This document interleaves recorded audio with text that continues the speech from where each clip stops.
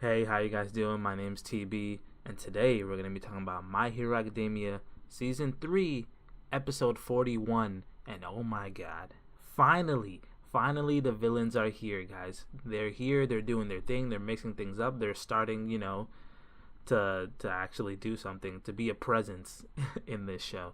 But we're getting a little bit ahead of ourselves. Let's start from the beginning. I'm very excited that they're here. We're going to talk about them, but not yet. In the beginning, we have King Vlad here. He's taking Class B up to train up with Class A to show them what they're doing because they're trying to refine their quirks. They're trying to make them better. And in this moment, you just have a montage of all the heroes of Class A, what they're doing to actually perfect and make their quirks a little bit better. And my favorite moment here in this part of the episode is Denki when he's just getting. It looks like he's attached to a car battery and he's just getting shocked, so he can. It will help his body get used to the amount of voltage it'll take before he goes stupid. Because I like his quirk a lot, but I feel like it has one of the worst drawbacks, man. He does like 1,000,000 volts or something. He shoots off his electricity, and then he just goes dumb for who knows how long, for like a long time. What seems like a long time, long enough for someone to just take him out. And then you have oh my guys, I forget his name. I'll put him up here for a second. The guy, he uses the naval beam. He shoots an energy beam from his stomach. I thought that was funny too, because it just looks like he's just shooting an energy beam from his stomach until he's like he just can't do it anymore. So apart in that little montage, I feel like they were the most funny. You see everybody do their thing, but I feel like there's the best to look at. After that, we get introduced to the two members that I didn't know. Maybe you know.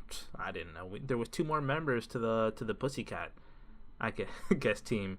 You have Ragdoll, which is a very interesting quirk. Almost a little bit too. It seems OP to me. She can look at 100 people and know everything about them, including their weaknesses. I mean, just because you know everything about somebody and their weaknesses doesn't mean that you'll be able to beat them in a fight. But it definitely helps. I would like to know the weakness to my enemy when I'm fighting them right away. So I feel like she's going to be very important to the battles that are coming up soon. I feel like if she doesn't get taken out, I don't know if she has any more like power, and her quirk helps her attack at all, but that's a very interesting quirk. And then we have Tora here. He just looks like one of those characters. One of those characters they're very masculine but also very feminine at the same time, because he's part of the Pussycat team. So, and then we had a picture of him talking to Midoriya, telling him to go plus ultra to just do his best, and he seems like the right person for that. He seemed like the right person to be doing that. And since this episode is called Kota, I was hoping that we get a little bit more interaction with him, and Midoriya, and we do. We don't get to learn that much more than we already knew from the other episode, but we get a little bit more interaction with him and Midoriya. Basically, him going into more detail of the fact that he doesn't like being around not just superheroes. I thought it was just superheroes that he didn't like. He didn't like the whole quirk-based society. So even if you're a villain or if you're a hero, he doesn't like it. And you know what it reminds me of? It reminds me of the first season of The Legend of Korra. They had the Equal List. There was a lot of people in the society that they were in who just didn't like people who were benders. They felt like benders and non-benders couldn't really get along because benders had an obvious, advantage living in the society. They were able to oppress people who were non-benders. Well, they had the potential to, They could if they really wanted to. What's a non-bender going to do? I feel like Kota kind of feels that way. He doesn't like people who use quirks, whether you're a hero or a villain. So after that little talk that Midoriya had with him, there was a cool moment actually where we get to know a little bit about Momo. I was wondering how her quirk worked, because every time we see her use her quirk, she loses clothes. She loses a shirt. She loses, more than a shirt sometimes, but she loses like mass basically. And then she goes into the fact that her quirk turns lipids, stuff that she eats, into, whatever she wants to make, because her quirk is creation. And then the guy who uses the tape quirk, he's like, oh, it's kind of like poop, isn't it? The more you eat, the more you make. And then he just gets slapped in the face. I thought that was a funny moment. So after that, Midoriya goes to talk with Todoroki a little bit about like what he should do about Kota. Like, how is he supposed to talk to someone? How is he supposed to cheer them up and get to understand them a little bit more? And Todoroki just goes like, well, it would be a little bit annoying for someone you don't know to come up to you and offer you advice when you didn't really ask for it. And Midoriya's like, you know what, that's true, that's right. So after that happens, he gets a little bit more of a perspective of where Kota's coming from, because he was able to talk to Todoroki and realize that during the tournament arc in the second season, he kind of did the same thing. He was putting himself in a situation that he had no idea about what to do or what to say, but he was able to connect with that person, because Todoroki didn't tell him his situation, just that his dad wanted him to be number one because he was number two. And it was just a very interesting exchange between Midoriya and Todoroki.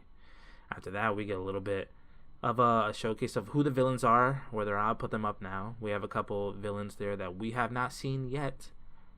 I looked up their names because they didn't show their names there, and right now there's 7, and Dabi's saying that there's gonna be 10, so there's some more villains showing up. We had a good amount of villains here, a pretty good sizable amount. So they're waiting, for their opportunity, for their time to obviously strike. And that's not yet, but it's soon. And even in this episode, they don't really get into what they're about to do yet. Next episode they will.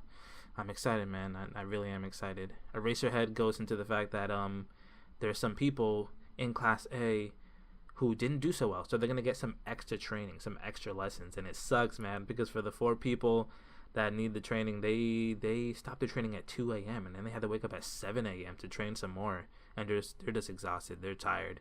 And after that, Eraserhead says that don't forget where you came from. You're training really hard right now to get to a certain place, to get to a higher place. Don't plateau.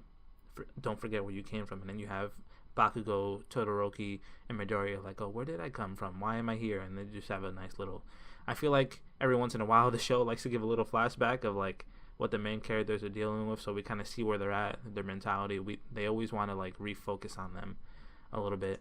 So that was good. And then we have a moment here. It was a very small moment. It didn't last too long, with Bakugo and Nochiko. And I just realized, I should have realized this a while ago, that their names actually rhyme a little bit, which it gives some people a little bit of hope between the relationship that could be between them.